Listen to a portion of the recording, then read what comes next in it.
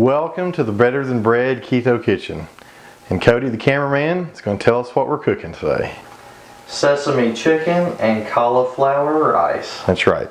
So we're going to go and start by getting our pans nice and hot. One of the secrets to cooking any meat, especially oriental meat, is you got to get the pan hot. And in this case, we're going to be using our nice cast iron wok and our cast iron skillet, just because I had those on hand, and they're easy to use and have a good taste. So when we're doing this, in almost any of our chicken recipes, we use chicken thighs, boneless, skinless in most cases. And we'll just dice these up here. You can get all kinds of different things. We got these at Walmart, and oddly enough, the expensive brand are the only boneless, skinless ones our Walmart had. They have tons of the ones that are in really large containers, like we're talking 10 pounds worth, which of course we don't need. And the thing about these are, you can leave this fat on here, but if it's kind of the, I call it the more sinewy fat, it's not going to melt off in the pan. I usually just kind of try and take it off because, it's not something I want to be chewing through. You don't either. Cody, which do you prefer? Chicken breast or chicken thighs? I like chicken fat.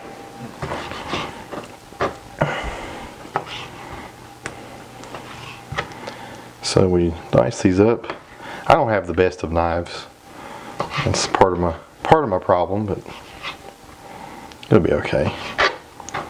Now over here, beside me, we went ahead and poured out our liquid aminos. We've got our sesame oil, and one thing you probably should know is anytime you're cooking, especially Asian dishes, and you're using sesame oil, a little bit goes a long way, because it is a flavored oil. So any flavored oil, sesame oil, chili oil, anything like that, is a lot stronger than your cooking oils like canola, olive. And so you just got to be really careful. See, look at this. Look at this fat here. So see, that's a little bit different. That's kind of the fat hidden under a layer. And this is the fat that will kind of render out. And it's your choice. The chicken thighs are pretty fatty as they are. They don't need a lot of help. It's the dark meat, right? So if you're somebody that you'd prefer to ditch this, we can. It's pretty easy. Slice it off, put it to the side. There you go. So while our pans are getting hot, we'll do this. And we'll talk a little bit about what to do to get a nice, when you used to eat it at Asian restaurants, Japanese, Chinese, I never remember, especially Japanese, they would put on if you went to one of those Japanese restaurants with the chef who cooked in front of you, they would, put it on the big flat top, cook it really, really well, and it really had this nice, almost sear to the outside of it, but it was still juicy and moist, and it's all because of how they cooked it. High heat, high heat, high heat, and they're not afraid of that. And really, as a general rule, I think we're kind of afraid of high heat cooking, afraid of burning something or whatever, and really, it's not that big of a deal. So we've got our chopped, diced, sliced, whatever you want to call it, chicken thighs, and they're getting ready to go in. While we're still waiting on the pan to get a little bit of the wok to get a little hotter, go ahead and make our cauliflower rice. Now, the way I make the rice is probably different than most. I like mine a little bit thinner than some. So you got a couple options. Each food processor is different, of course, but You know, I just usually just turn it on, which it'll get a little loud here. And that generally does the job.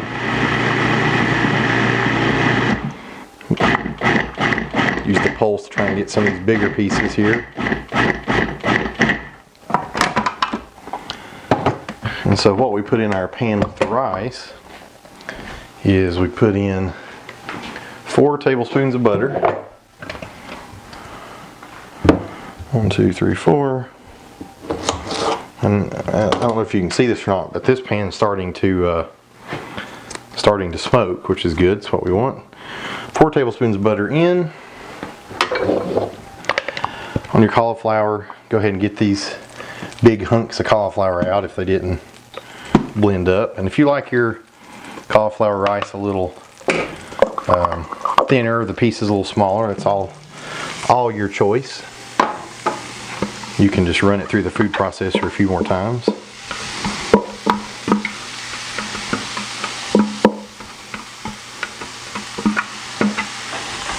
So we've got that. Now, we've got our smoking wok. This is totally up to you. You can, I'm just going to throw in just a touch of canola oil. It's a non-flavored oil like we were talking about, just to make sure it doesn't stick. And in, there we go.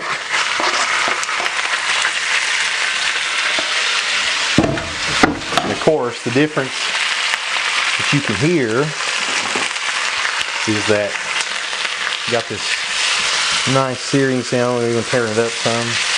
And we're just going to sear this before we put in the rest of our ingredients to make the sesame sauce. So this cauliflower was about 1 head worth, and the thing that's nice about it is now you can buy basically a head worth of cauliflower already cut into florets in a bag, and it's the same price or cheaper than buying just a head of cauliflower and doing it yourself. So make sure you keep the heat high. Get a nice glaze, or not glaze, but nice sear on that. And while it's in there, give it some salt, pink Himalayan salt. I don't have any fresh pepper at the moment. We'll give it just a bit of pepper. And keep moving it around so that getting a nice sear. And as you can see, it doesn't take a really long time. Nice hot skillet, and it's starting to get that brown on it that you might be accustomed to from especially Japanese restaurants in the past, or if you have any Chinese restaurants near you that cook fresh Chinese food instead of the Chinese food buffets that we're accustomed to all the time.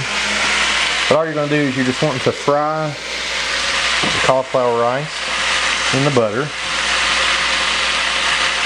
You like butter, right? I love butter and the cauliflower rice, which actually tastes just like rice. Yeah, you know, they make the miracle noodle rice. They make all kinds of different things, but I think the easiest and of course the cheapest is the cauliflower rice. And listen, if you don't have a top-notch food processor, you don't need one. You can go to Walmart, get the Walmart special Walmart special food processor. It's not, you don't have to have anything super fancy.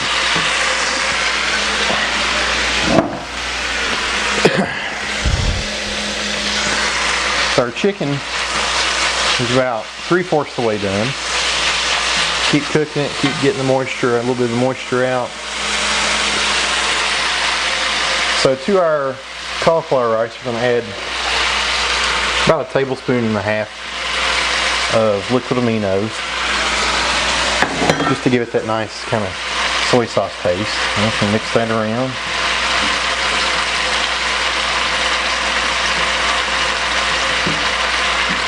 And if you'd prefer to pour that on after you make the rice, fine. If you'd prefer not to use it, fine. Just have the nice kind of white rice with the sesame chicken, that works too. Okay, so now to our chicken, we're going to add 1/4 cup of water and 1/4 cup liquid aminos. We'll add that as our sauce, which of course will immediately stop the sizzle, but it won't last long. Give the chicken a nice little bath there. Get it all nice and coated for flavor.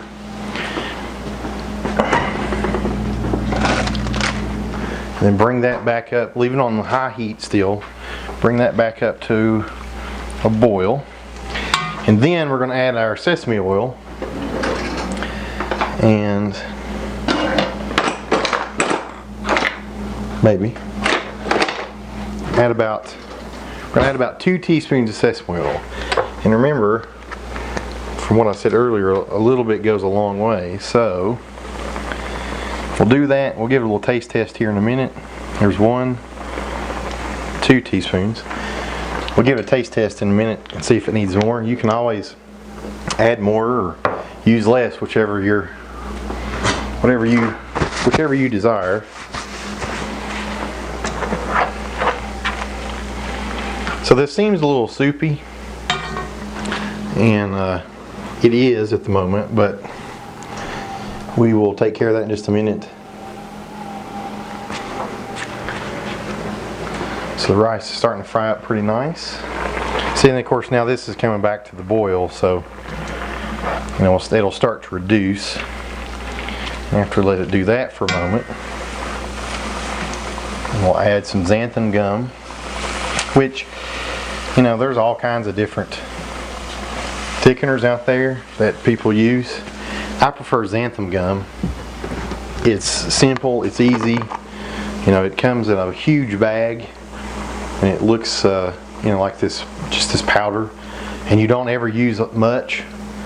So you can buy a $10 bag of it and use it for probably years and years and years and years. So to get it nice and thick, I'm going to use 1/4 of a teaspoon of xanthan gum. And then I'm going to put in our Lakanto Golden Monk Fruit Sweetener, which is the thing that helps give it the nice sweet taste. And we're going to be using a couple tablespoons of that. If you've never tried the Lakanto, any of their sweeteners, you need to. They're very simple. They're 2 ingredients: erythritol, and then the monk fruit is bound to the erythritol crystals. And it's it is the best sweetener I've ever used. They have all kinds of different versions. The classic white, the golden, which is made differently to simulate brown sugar, and they've got a powdered version, which is like powdered sugar for baking, kind of like a confectioner sugar. And they've got liquid sweetener, they got flavored liquids, they got everything. So if you haven't checked them out, you need to. So let's let that come to the boil, start to reduce. And the more you mess with it, the less heat will come off of it. So the more it will, or the longer it'll take, is what I'm trying to say. So whenever your rice starts to kind of, I guess the best way to put it is dry out a little bit, you can reduce the heat or take it off the heat, either one. I like a little bit of a drier rice than some. So let's reduce it some.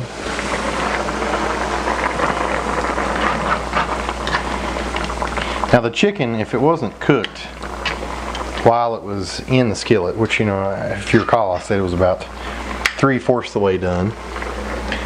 If it wasn't cooked while it was in there, it will definitely cook at this stage. So you don't have to worry about uncooked chicken in any form.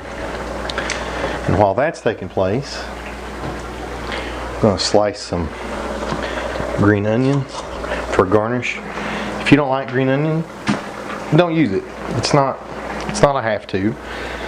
It's not a have to by any means.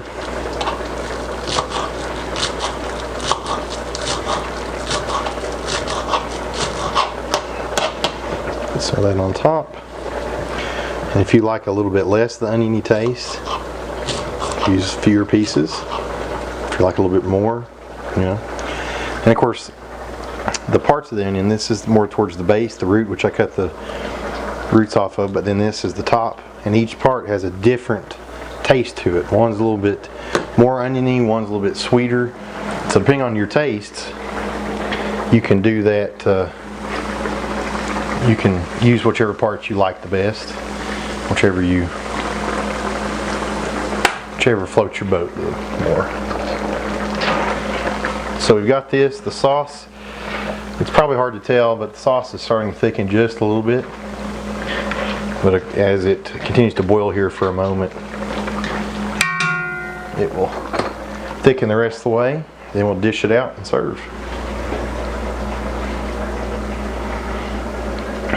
So what's your, Cody, what's your favorite dish? Well, I should. The dish we're making right now, sesame chicken. Well, I should have been more clear, but you know, Asian dish, I guess, of course. So Cody's favorite's the sesame chicken of the Asian dishes, which is good. I guess I picked a good one. So I've cut the heat off the rice. It's dried out, so to speak, enough for me because it's starting to clump. It's still got a really great flavor to it. You can also, if you want, add a little bit of sesame oil to it. If you want a little bit more sesame taste, you can add this stuff right here, which is one of the best things ever known to man. Chili garlic sauce. It's like sriracha, but it doesn't have any of the added sugar. And if you want a little bit of a bite to your rice, use that. And there's all kinds of options. The options are limitless. So as you can see, try and show better. As you can see, the sauce starting to thicken, starting to coat the chicken really nicely. And the chicken, of course, you know, being thighs, being the darker meat, is going to be really nice and moist anyway. But cooking it in the sauce will help it just be even that much more juicy and flavorful. And here in a minute we're going to garnish it with some sesame seeds. It really doesn't matter what kind you use. These are from Walmart. They're like $2. They're simple, easy. You know, if you have a brand that you like, great. If you ever can find some toasted sesame seeds, they are awesome. It's just more of a richer sesame flavor from the toasting. But anyway, like I said, whatever you can find, whatever you have, whatever your local Walmart or grocery has, it's just fine. All right, Cody, do you want more sauce or less sauce? Always got to get more sauce. Okay. I didn't really think it would take this long to thicken up. It normally, I don't know, maybe it does. I don't think it does. But we'll kind of take it out here in a minute. You know, the nice thing about a wok is you got all this room to stir and do. But the bad thing about a wok is all your cooking basically takes place right in the center. Because I don't know if you can see it, but underneath, the main part that touches the element or touches the stove is right this small circle in the center. So everything you're doing, even though of course in a cast iron your sides are heating up, but your main cooking and the main heat source is right smack dab in the center. Alright, so let's give it a quick taste test before we take it out. Make sure everything tastes okay. Just gonna taste the sauce. And listen. Needs just a little bit more sesame. Listen, the thing about cooking is, especially when you're cooking at home, do a taste test. You know, I know a lot of people who go, well, that's nasty. Why would I ever do that? Just do one. If you're not tasting your food, what's the point of cooking it? You know, what if you get done And it sucks because you didn't taste it, didn't adjust. And everybody's taste buds are different. Like I'm putting more salt in it right now. I love salt. I can't help it, just love salt. And you know, it's better to season and salt and pepper and whatever while it's cooking than afterward, because you're bringing that flavor out as it cooks and heats instead of when it's sitting on your plate. And if it's sitting on your plate and you're trying to do that, it's just not going to work. It's not going to taste the same. Okay, I think we're done. So, rice.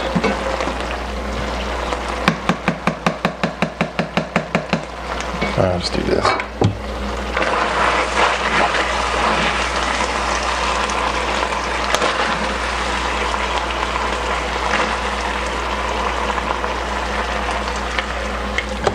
So here we are.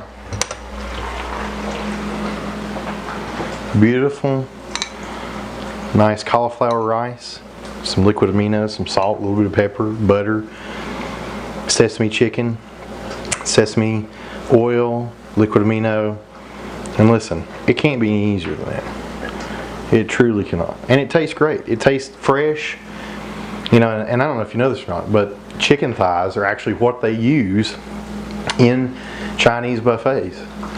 So you're using the exact same chicken, you just don't have the breading, but you do have all the taste. So Cody and I are going to enjoy. See y'all at the next one.